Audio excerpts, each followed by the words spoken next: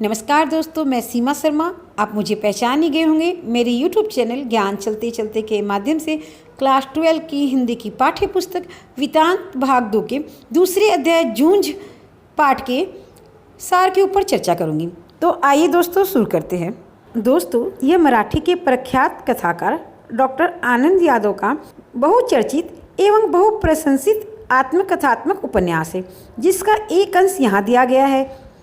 यह एक किशोर की देखे और भोगी हुई गवई जीवन के खुरदरे यथार्थ और उसके रंगारंग परिवेश की अत्यंत विश्वसनीय जीवंत गाथा है। इस आत्मकथात्मक उपन्यास में जीवन का मर्म स्पर्शी चित्रण तो है ही, अस्त व्यस्त अलमस्त निम्न मध्य वर्गीय ग्रामीण समाज और लड़ते जूझते किसान मजदूरों के संघर्ष की भी अनूठी झांकी है। यहाँ लिए गए अंश में हर स्थिति में पढ़ने की लालसा लिए धीरे धीरे साहित्य, संगीत और अन्य विषयों की ओर बढ़ते किशोर के कदमों की आकुल आहट सुनी जा सकती है, जो निश्चय ही किशोर होते विद्यार्थी के लिए हम कदम बन सकती है।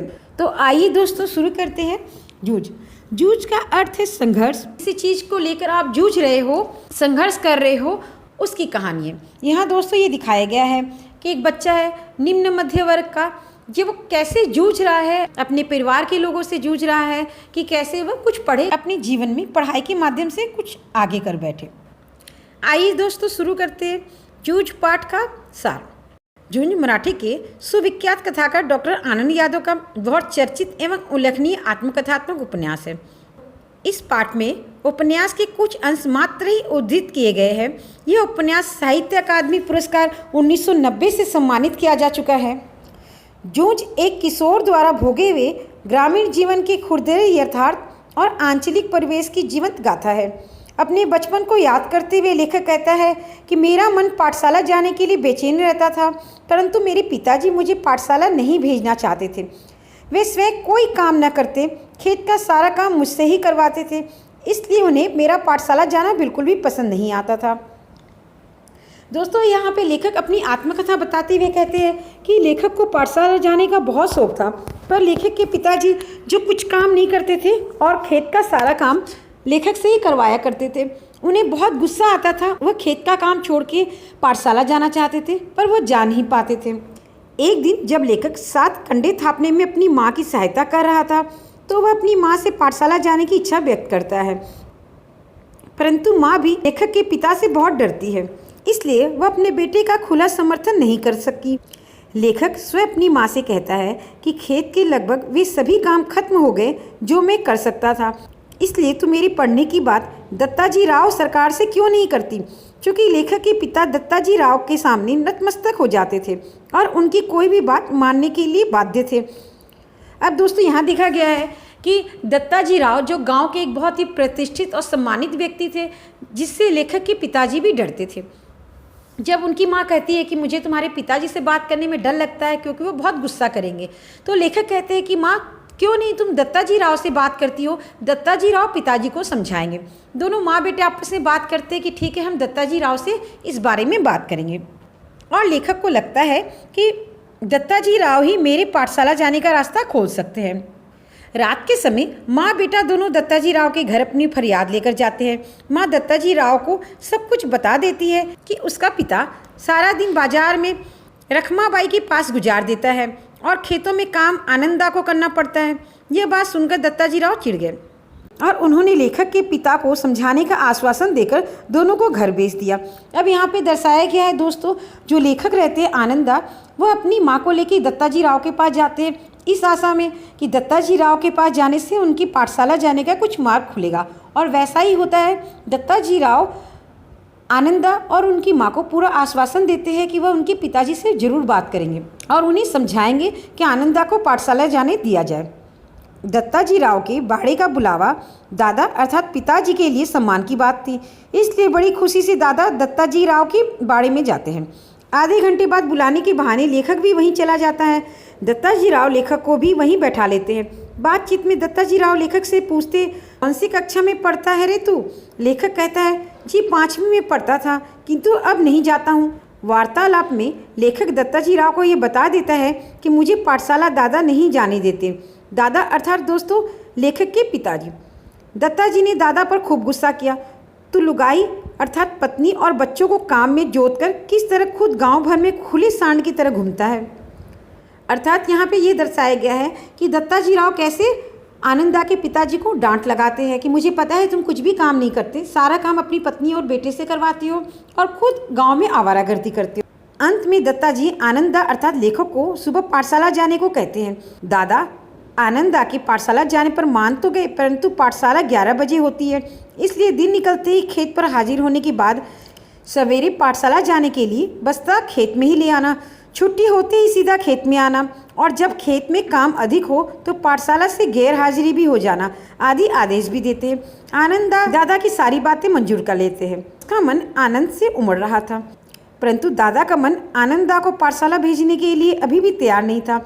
वे कहते, हाँ अगर किसी दिन खेत में नहीं आया तो गांव में जहाँ मिलेगा वहीं कुचलता हूँ कि नहीं, तुझे तेरे ऊपर चढ़ने का भूत सवार हुआ है, मुझे मालूम है बैरिस्टर नहीं होने वाला।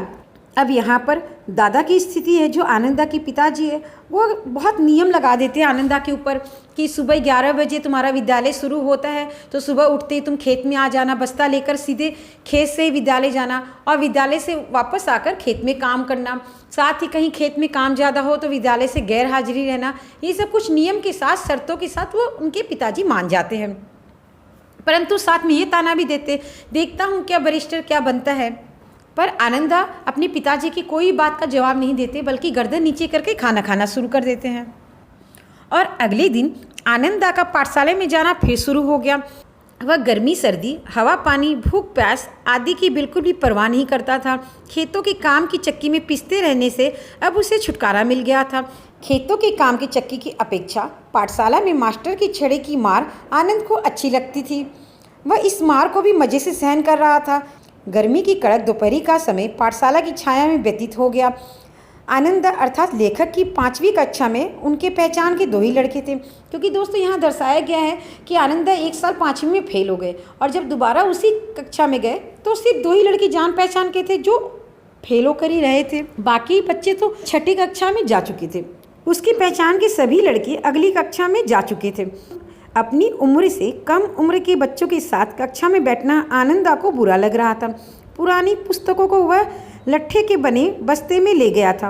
आनंदा की कक्षा में एक शरारती लड़का चहवाड़ भी था। वह सदा आनंदा की खिल्ली उड़ाया करता था। वो उसके मेले गमछे को कक्षा में इधर उधर फेंकने लगता है। इतने में मास्टर जी आ गए और गमछा टेबल पर ही रह गया था। आनंदा की धड़कन बढ़ गई और उसका दिल धक धक करने लगा।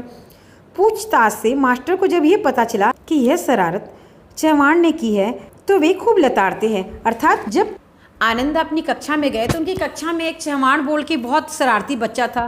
वह आनंदा का गमछा लेके इधर उधर फेंक दे रहा था। जैसे ही मास्टर जी आने लगे वो मास्टर जी की मेज पे गमछा रख दिया।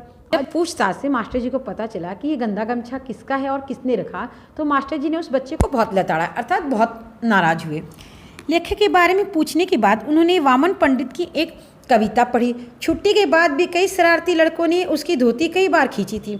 आनंदा का मन उदास हो गया क्योंकि कक्षा में कोई भी अपना नहीं था, परंतु आनंदा ने पाठशाला जाना बंद नहीं किया। पाठशाला में मंत्री नामक मास्टर जी गणित पढ़ाया करते थे। वे प्राय छड़ी का प्रयोग नहीं करते थे, बल्कि कमर में घुसा लगाते थे। शरारती बच्चे उनके सामने उधम नहीं मचा सकते थे। वसंत पाटिल नाम का एक लड़का शरीर से दुबला पतला किंतु बहुत होशियार था। उसके सवाल अक्सर ठीक हुआ करते थे। कक्षा में उसका खूब सम्मान था। यह वसंत पाटिल आनंदा से उम्र में छोटा था, क्योंकि आनंदा ने पाठशाला छोड़ के गलती की थी, परंतु फिर भी मास्टर जी को कक्षा में मॉनिटरी आनंदा को ही सौंपनी पड़ी। आनंदा अब पहले से ज़्यादा पढ़ाई करने लगा था। हमेशा कुछ न कुछ पढ़ता ही रहता था। अब गणित के सवाल उसकी समझ में आने लगे थे। वह वसंत पाटिल के साथ दूसरी तरफ से बच्चों के सवाल जांचने लगा। फलस्वरूप आनंदा और वसंत पाटिल की दोस्ती जमने लगी थी।